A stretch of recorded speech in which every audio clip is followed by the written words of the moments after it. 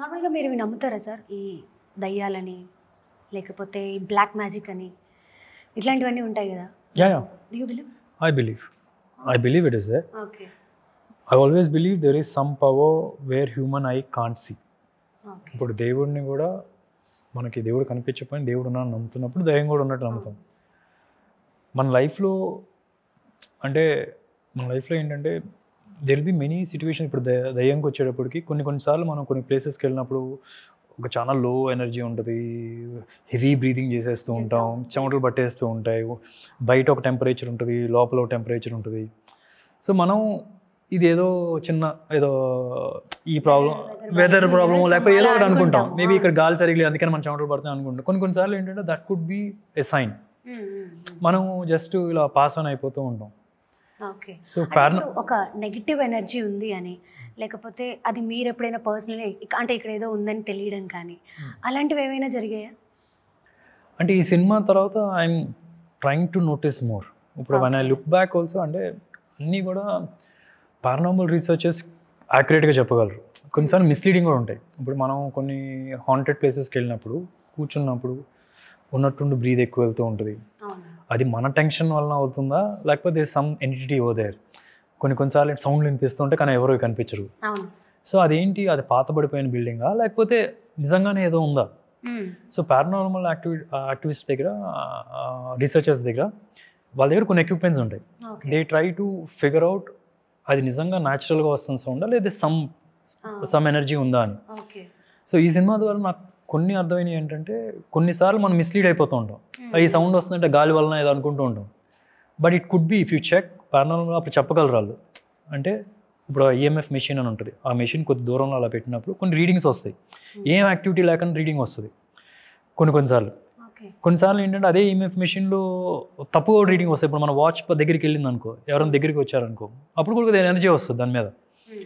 So we have to check.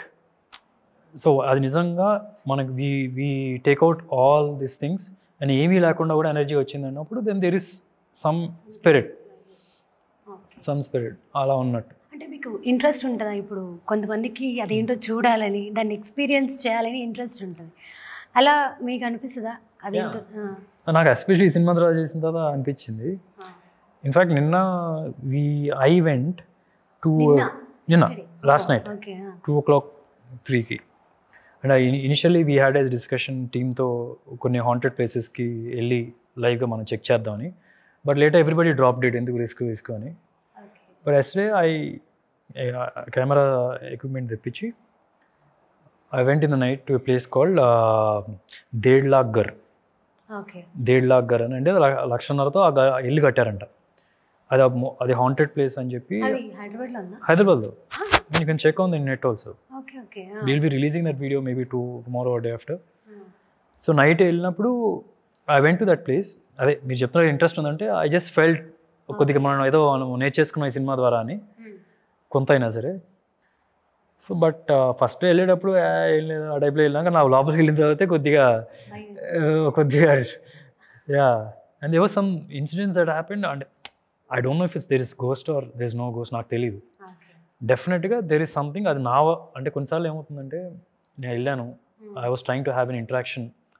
అక్కడ ఏంటంటే లక్ష్మణ్ అనే ఒక అతను ఆ ఇల్లు కట్టాడంట 45 years క్రితం. అండ్ తను వాళ్ళ వైఫ్ చనిపోయిన తర్వాత వాళ్ళ వైఫ్ అక్కడే హాంటెడ్ అయ్యి తిరుగుతుందని.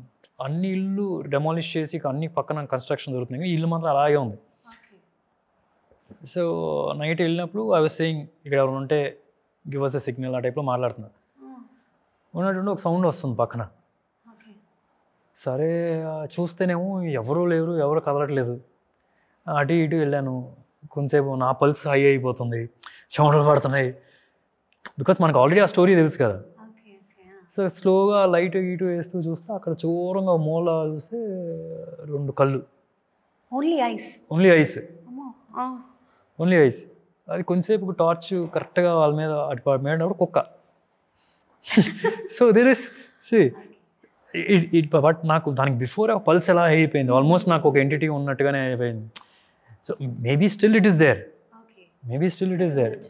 ఉండొచ్చు, మనకు తెలియదు. But there are certain incidents wherein మనం పొరపాటున ఇక్కడ గోస్ట్ ఉంది అనుకుంటాం, because we know the stories about that. కొన్నిసార్లు ఏంటంటే ఇవన్నీ సైన్స్లే గాలి వల్ల తిరిగింది, ఇది జరిగిందని దాటేస్తాం కూడా. సో అక్కడ ఉండొచ్చు కూడా మళ్ళీ. సో అదే మీరు ఇంట్రెస్ట్ అంటే దీని తర్వాత జస్ట్ ప్రమోషన్ దానికోసం వెళ్దామని వెళ్ళాను. But my team said no, but I still did one. ఎలా ఉండింది ఎక్స్పీరియన్స్? కొద్ది భయం అయితే వేసింది. లక్కీలీ ఏంటంటే ఎక్కడో దూరంగా కొన్ని సౌండ్లు వినిపిస్తున్నాయి, ఏంటంటే పాటల సౌండ్లు. ఓకే, అప్పుడు ధైర్యం వస్తుంది, ధైర్యం వస్తుంది. అండ్ అదే వెళ్ళినప్పుడు అన్ని డోర్లు ఓపెన్ అయి ఉన్నా, ఒక డోర్ మాత్రం ఓపెన్ అవ్వట్లేదు. అక్కడ ఓపెన్ అవ్వట్లేదు, ఎంత కొట్టినా ఓపెన్ అవ్వట్లేదు.